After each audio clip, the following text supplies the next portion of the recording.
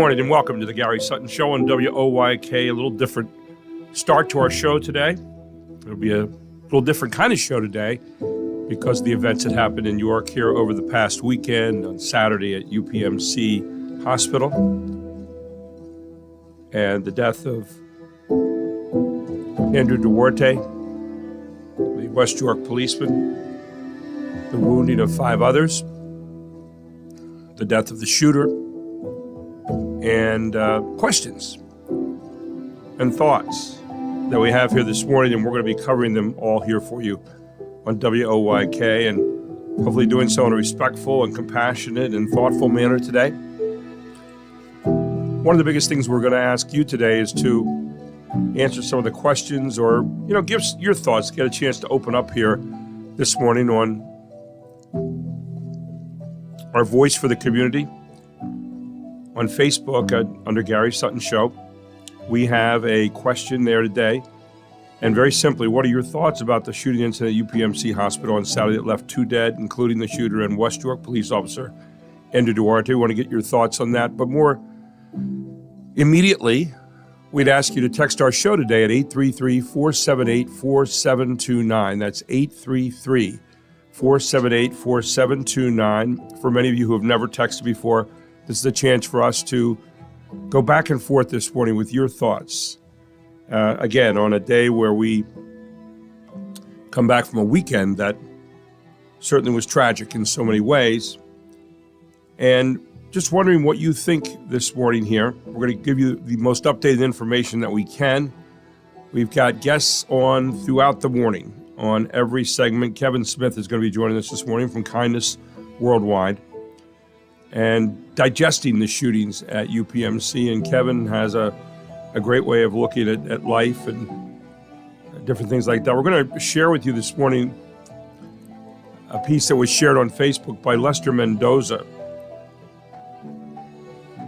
who is connected with UPMC Hospital. And he wrote a piece on Facebook, and at 6:54 this morning, we'll be sharing some of that with you as well.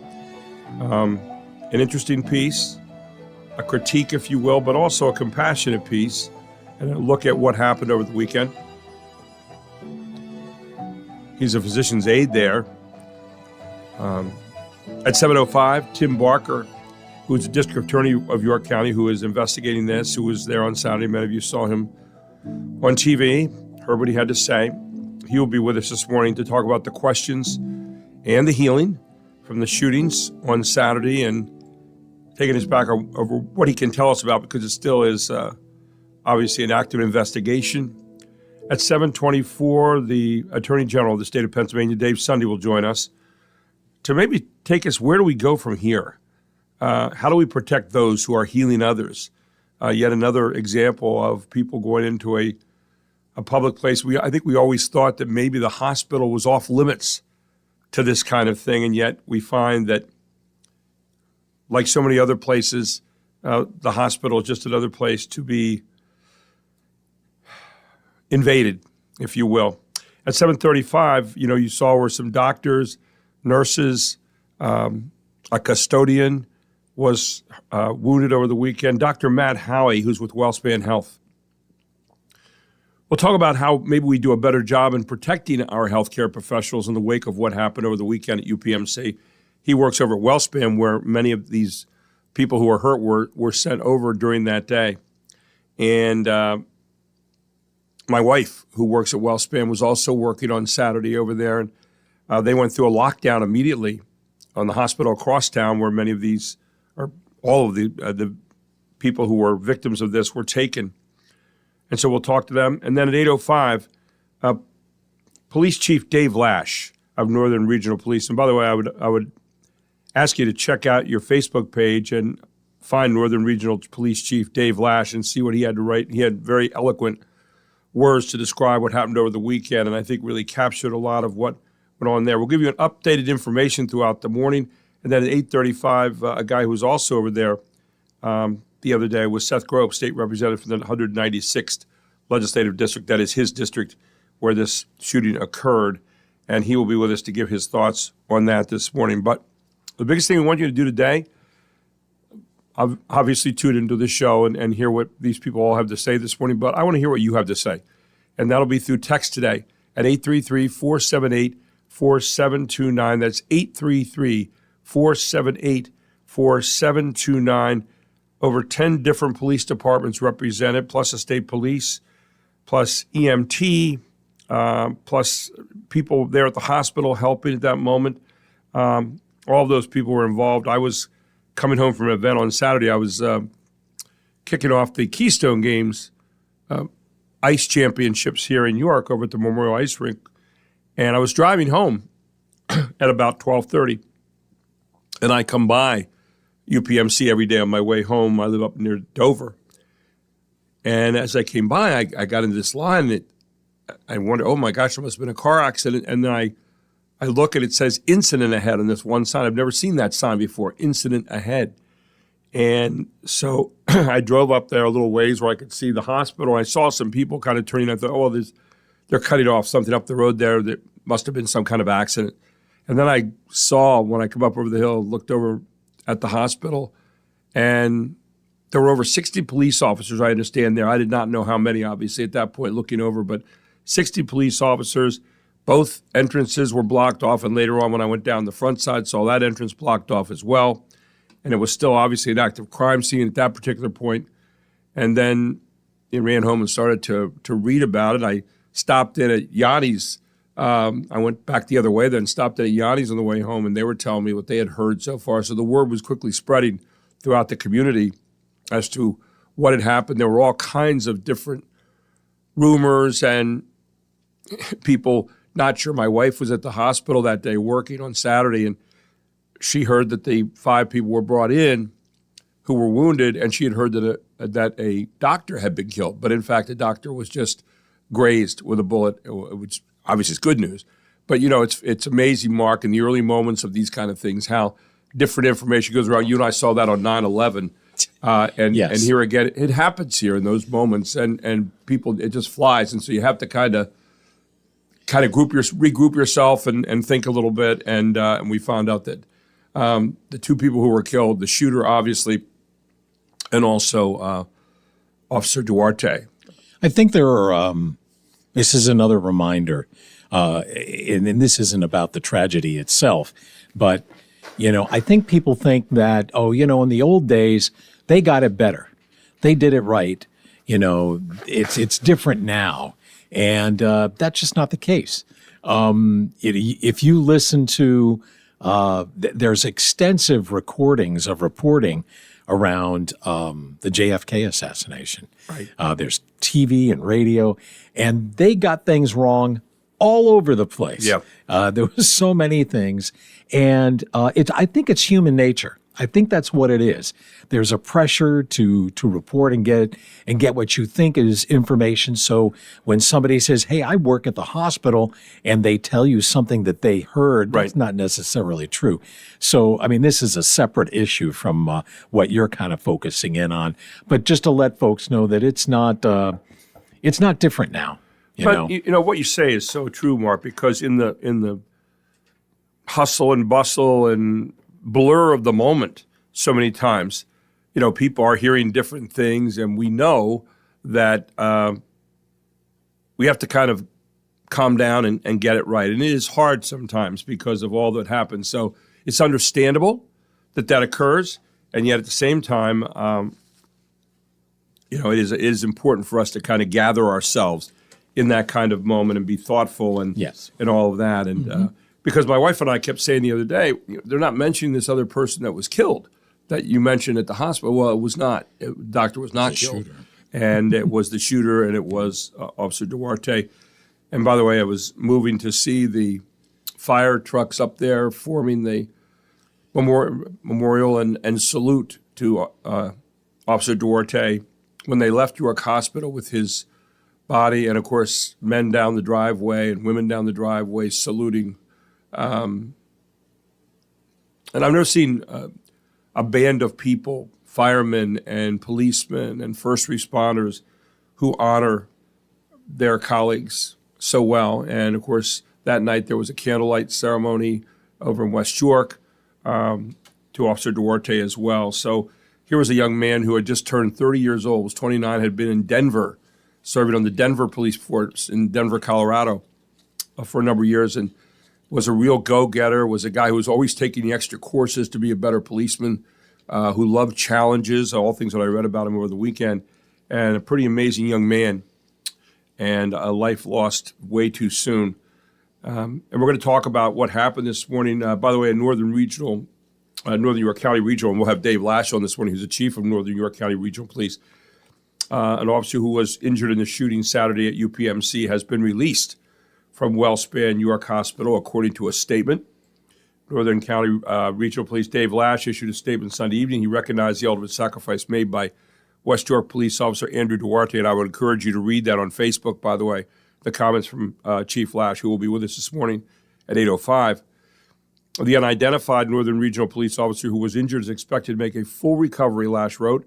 State police officers applied a tourniquet to the officer's leg and provided life-saving care until he could be taken for treatment to York Hospital then. The department is also sending its best wishes and prayers to a Springsbury Township police officer who also was injured in the incident as well. And so we'll share with you this morning some of the comments from Chief Lash himself as he joins us here on the show.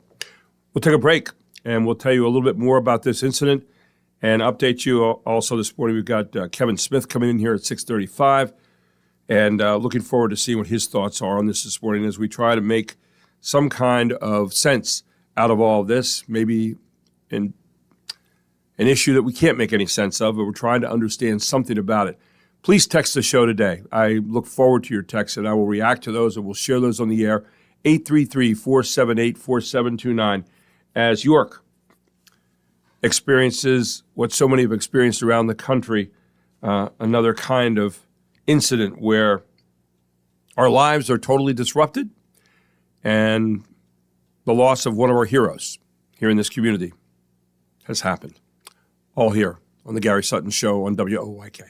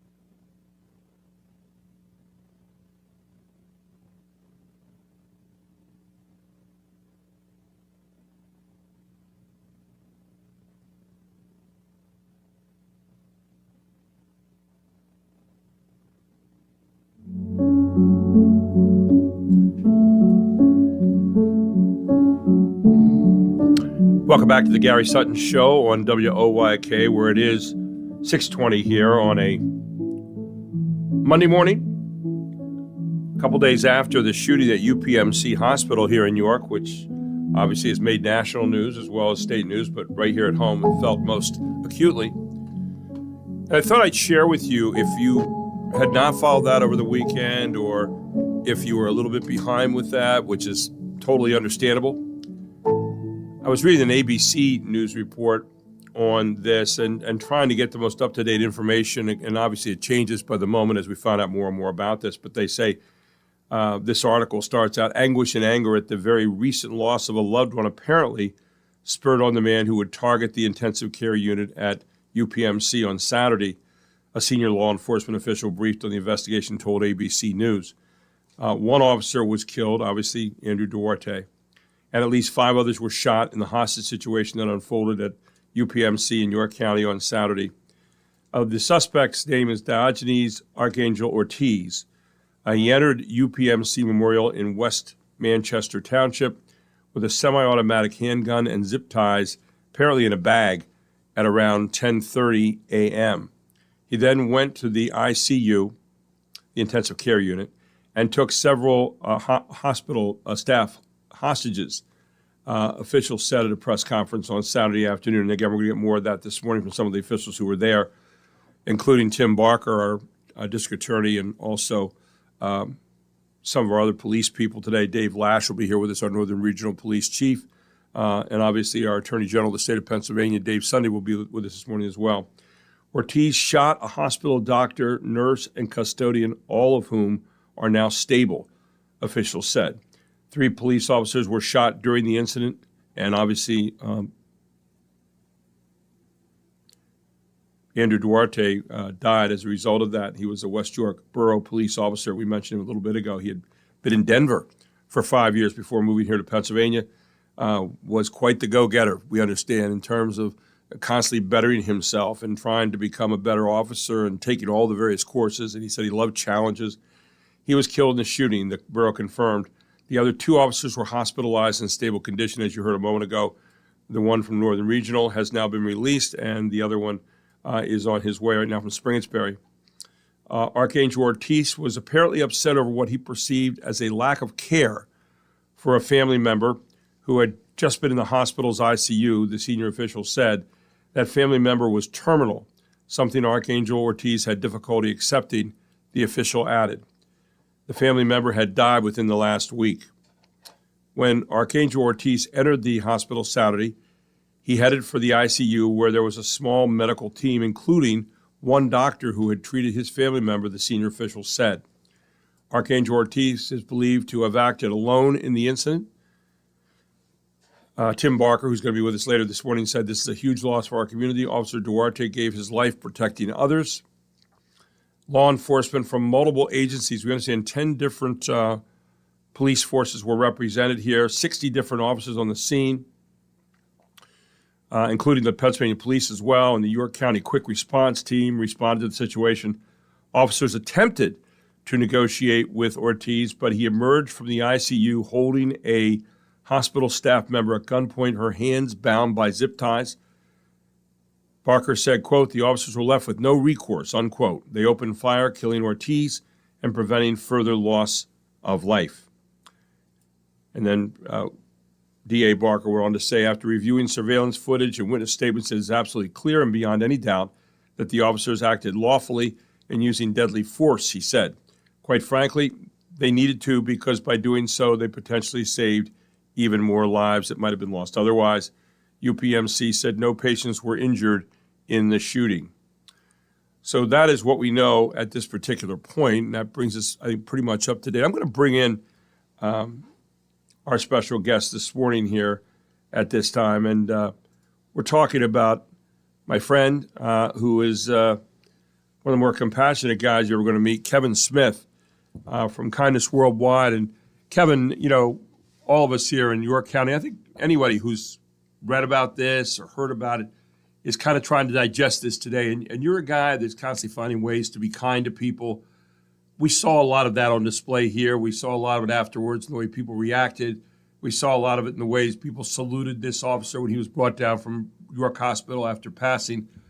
But as you try to get your head around this morning, where are you at on this whole thing, Kev? Well, obviously, my heart is heavy, like all of our hearts are, processing what occurred on Saturday morning. And, I was trying to think and process over the weekend just, what are the words? What is there to say? And the reality is that there are none. And yet when there are no words, we show our love. And that's exactly what our community is doing at this moment. I mean, when you look around and you read how our community is responding with such an outpouring of love and support and kindness of love in action, by the way. And we're seeing that love on full display. We're seeing businesses and merchants with fundraisers for the family. Just a video I saw last evening of the procession of emergency responders and vehicles, through downtown New York, miles long, lights flashing, sirens blaring, and just a community coming together to support one of their own who unfortunately was lost in this tragedy. So there's a lot of thoughts that come to mind, but again, with our no words, I just keep coming back to we show our love. Someone just wrote in here this morning on our text, I'm listening today. Thank you for scheduling the guest speakers. And again, you could text us this morning. We will respond to you quickly, share these on the air, unless you ask that we not do that, and we'll be more than happy to keep those between ourselves. But 833-478-4729, 833-478-4729. Every time we have a situation like this, and this one comes very close to home, obviously, Kevin, we ask ourselves the question, why? And I'm not sure it's even a legitimate question anymore as to why, because there is no answer to that. There's no reasonable thing that goes on there. Everyone that we hear about in the case of this man, obviously tormented by the death of a loved one in the hospital. And yet, one of the things I think it's most troublesome right now that maybe we could get out a little bit this morning and do so in a compassionate way is we seem to want to blame things in society all the time instead of just saying, sometimes things just happen the way they happen. Obviously, we know with hospice, that can be a terrible thing for any family. But the idea of blaming someone right away seems to be where this gentleman went. And trying to get my head around that a little bit. Well, I think it's, in many respects, it's human nature. We all want to find reasons, explanations for Right. things. In some cases, there are none. And it's natural sometimes to point the finger and assign blame. And the reality is there's probably a lot of blame to go around. But at the end of the day, I always try to get back to what can I control and what can't I control. Right. And the reality of it is that, we all can point the finger we want, but we also can look in the mirror and often see a reflection ourselves in terms of how we can respond to situations. And the reality of it is that every day is a gift. It's a very precious gift, and tomorrow's not afforded. And we just learned events of the weekend. People are just going to work, doing their jobs, and expecting to come home. In some cases, knowing you're putting your life on the line, and as our first responders do, but you never anticipate a tragedy like this occurring, and we lose sight of just the gift that we are each afforded. And as I think about the life that we are honoring, Officer Duarte, the life he lived. Selfless service is the epitome of kindness, and that's what he did. And I think the best way we can honor his life, and all he did to protect us, keep us safe, is to live our own. And to do those little things that are really, really so important in the scheme of things we often lose sight of. We're talking with Kevin Smith this morning. He's going to be our special guest at 6:35 as well. As we talk about maybe, and again, just searching for ways to try to think about each other this morning and think about people involved and think about, for example, I wonder who the last person was that spoke to this guy before he went in that hospital. And maybe we need to think a little bit this morning as we just kind of think about ourselves. Maybe we're the one that can change something just by taking the time to see some people who might be falling through the cracks, or someone who might be bereft, and someone who might be tormented, and trying to be on guard for that. We'll talk about some of that this morning, but we'll also take your text, 833-478-4729. Please feel free to let us know your thoughts this morning as you're thinking about through this. A terrible tragedy over the weekend that has affected our area deeply. And we have a special edition today of the Gary Sutton Show. We're going to be dealing with this throughout the morning. Kevin Smith will be our special guest here at 6:35, right after news at the bottom of the hour. It is 6:30.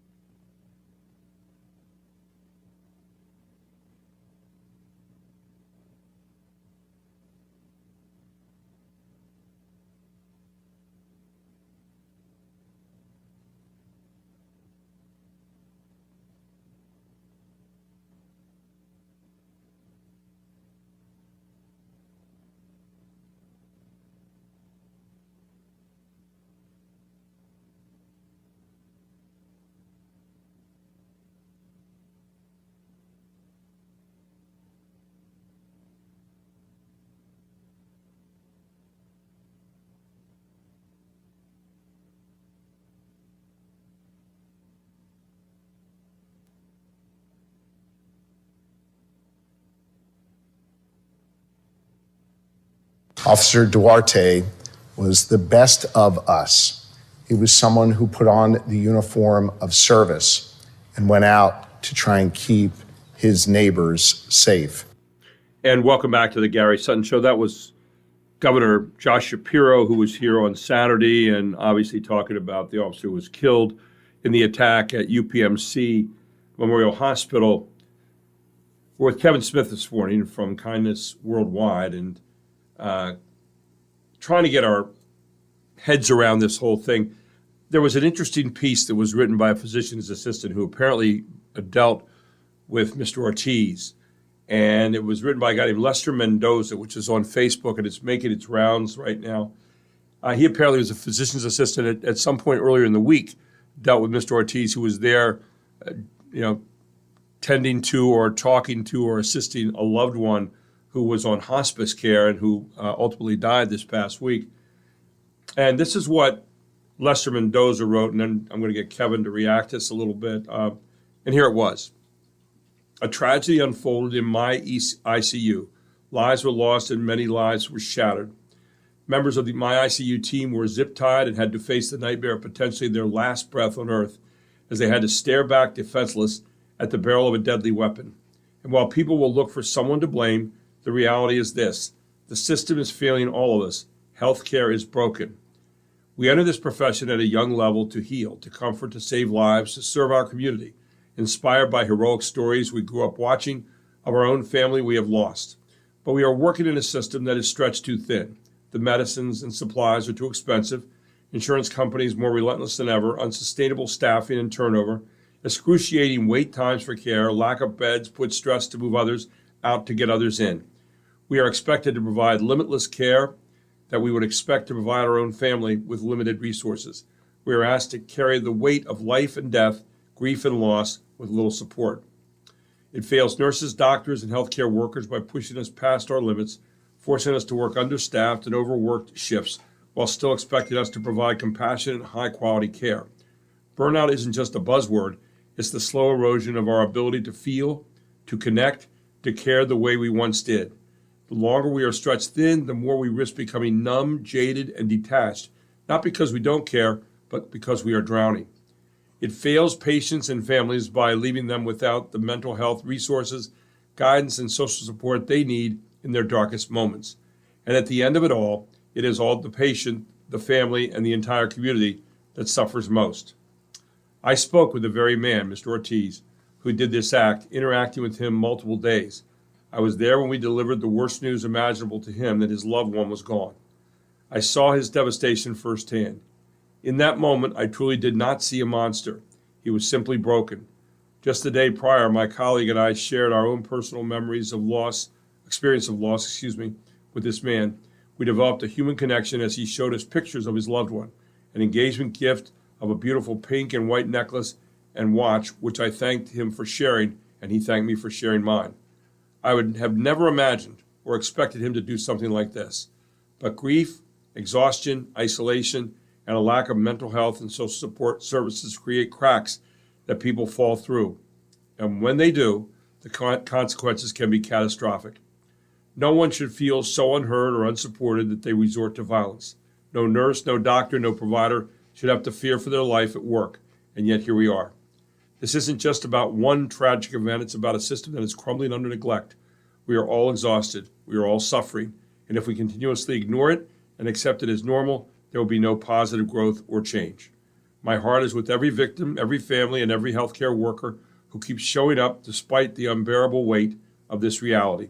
But we cannot keep pretending this is normal. It isn't, and it should never be. I am so very sorry to my ICU team and the unthinkable trauma and distressful thoughts of what each of you had to endure. I think about what each and every one of you do every day. Thank you to the officers who were called to help us when things were too far gone. Thank you, Officer Duarte, for your ultimate sacrifice to prevent additional fellow colleagues, friends, work, family from also perishing in this tragic, dark event. From the bottom of my heart, you will never be forgotten, and neither will the people who put their lives on the line on a daily basis. Separated by social, political, and economical deficiencies of the human struggle, we are weak. But when we all work together and come together to support one another, we remain strong and continue to grow and make this community a better place. I would like to thank the community for the outpouring of continuous support to all. And that was from the physician's assistant, Lester Mendoza at UPMC, who put this up on Facebook. And obviously a critique, and yet at the same time, a caring. Kevin, your thoughts on that as you heard that read and as you read it yesterday? Well, those are very powerful words. And there's so much to unpack there and much to reassess. And, I think in the face of tragedy, we need to take a step back at times and hopefully reassess and learn from it and what can we do differently going forward. Because as he stated very clearly, he said healthcare is broken. Our systems are failing us. And ultimately, I think about at its core, he's talking about a culture of kindness. And, in any institution, healthcare, any system, kindness is so crucial. And couple elements that are so important are empathy and compassion, which he alluded to. And so I do hope, from his words and his statement and after this tragedy, that we can have a national conversation on a lot of areas, and healthcare is one, but there's much we can learn, but we've got to do better. I mean, systems are all those that we as individuals, we implement those systems. We're responsible for those systems. And if the systems are failing us, then we need to improve them. And those are things I think that we all have the ability and responsibility to do. Couldn't agree with you more, Kevin. I just got a text from a person that said, good morning, Coach. I'm one of the Saturday listeners and look forward to listening. Has our society come to a point where many people believe violence is justifiable? I believe the officer, Andrew Duarte, started his career serving people of Ocean City, Maryland. Godspeed. I don't know that for sure. I do know he served in Denver, Colorado for 5 years. But, violence is not justifiable. Violence is not the answer. Obviously, we know that. And thank heaven society looks at this. I worry about the day where they somehow say, well, this is just another day. It wasn't just another day, and it wasn't just another thing. I'm often struck by the fact that I remember on 9/11, I felt this way, that what was over there had now come over here. What we often talked about is the incidents of terrorism had been somewhere else, and we read about them, but we weren't really ever affected by them personally and face to face. And all of a sudden on 9/11, there we were facing a brick thrown through our window here as a country, and now having to deal with that. And I think it changed the way we looked at things at that time. And yet we've even become somewhat desensitized to that over the years. I think anytime we become desensitized to violence and somehow say, well, that's somehow tacitly or any other way acceptable, I think we ought to be worried about that as a society and who we're becoming. Absolutely, Gary. I mean, we can't be desensitized to things. And violence is never acceptable, nor is unkindness. And, when we really think about the various elements of kindness and the 8 characteristics always refer back to, gratitude, patience, forgiveness, empathy and compassion, respect, joy, generosity, service. These are all qualities that we need to be more cognizant of and take responsibility for. Yeah.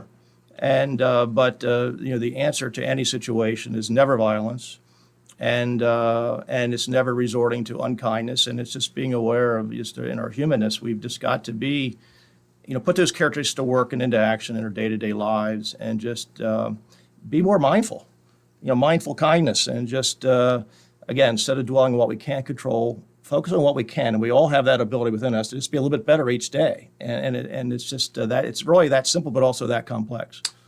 We go back to beginning points of this kind of mass violence. We go back to a Columbine school.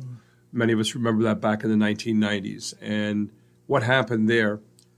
And then since then has become all too common, where we read about it almost on a weekly basis, where some public place has been attacked. And yet during all that time, the hospitals seem to have been kind of out of bounds for that, because here we have people who are working on saving the very lives of people and working to help people. And we never thought that some place like that could be hit. Obviously, it's not something that happens every day. Obviously, there was a very individual situation here that this particular person had on their mind. And yet at the same time, do we now become yet another part of the armed encampment, which is our public places here in our country? Everywhere we go now, do we now start? I would suggest probably this week there will be new security measures put in at hospitals. My wife was telling me, as she worked at WellSpan, that the moment they heard about this shooting, their entire hospital went into lockdown, and every door was locked. Everything was closed down. It's tough to think, and I don't think we in society want to think that, we used to think we could leave our car doors unlocked, our home unlocked, but now, we lock down everything. We're worried about constant invasions from the outside. We walk our kids to a playground many times instead of just letting them go out and play and come home when they come home. It is a different kind of life that we live now because of these kinds of incidences that we've seen all too often over the years. Kevin, your thoughts? Well, I don't believe that we should accept the status quo, because we're living in a world where we're on defense and we're having to protect our institutions, right. and that's important. But at the same token, I think we need to be proactive and look at the behaviors that have led us to this point. I mean, I grew up in a day and age where you didn't have to lock your doors. No. You felt safe in your community. You felt safe in your school. You felt safe in a hospital. And now we're having to have these conversations. So I think we need to take a step back and reassess, well, what got us to this point? And yes, we need to, have safeguards, and we need to have protections and metal detectors and all those things. But the bigger question is, why have we gotten to that point? Because we weren't there at one point in time. Yeah, we had, and I remember when I was a kid, and that was back in the 1800s, obviously, but, I was a kid, and I would go out during the day, and I knew what time I was supposed to be home, but I'd be out playing baseball, or I'd be out with my friends, and be riding around town, or taking a really dangerous 1 mile trip on our bike to a stream somewhere to play, all that crazy stuff.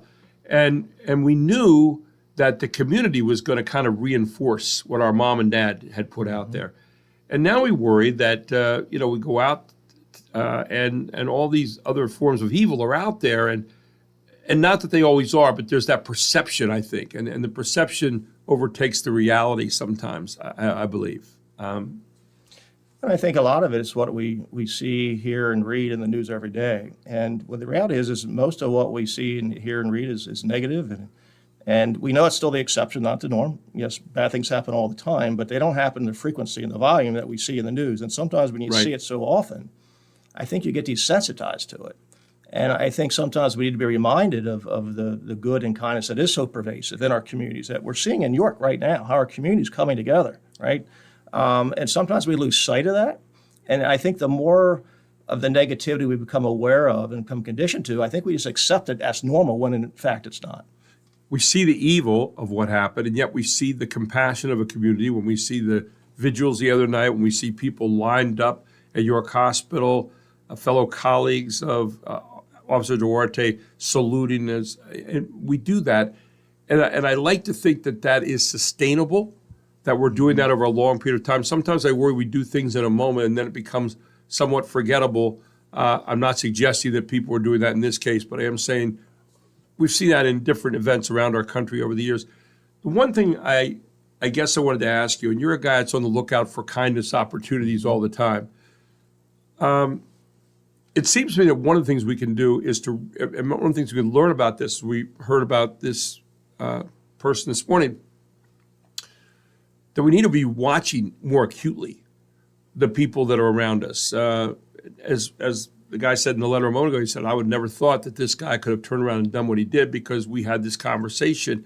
And yet, if we look closely enough, we can see hurt, we can see concern, we can see things like that. What do you think about that, Kevin? Well, that's true empathy, is putting yourself in someone's shoes. And none of us can ever really be there, but we can try. And ultimately, I keep going back to being the reason someone else feels seen. I mean, that's something that at the end of the day, I think every human being just wants to be noticed. They want to be appreciated, want to be understood. And when someone is in a dark place in that way, sometimes it could be a comment, it could be a word, just knowing that someone cares or cares enough to take the time to be where they're at in that point in time. That is not an inconsequential use of time and effort, but again, empathy, so important, but it does get back to kindness at its core and just trying to be where someone else is and helping them be seen. We're talking with Kevin Smith this morning and talking about kindness, talking about looking at this whole situation. I know Mark's got some more sound to play for us as well. And we're going to take a break. We'll come right back with more. Kevin will be here with us, Mark McKenzie as well. I'm Gary Sutton. This is the Gary Sutton Show on WOYK.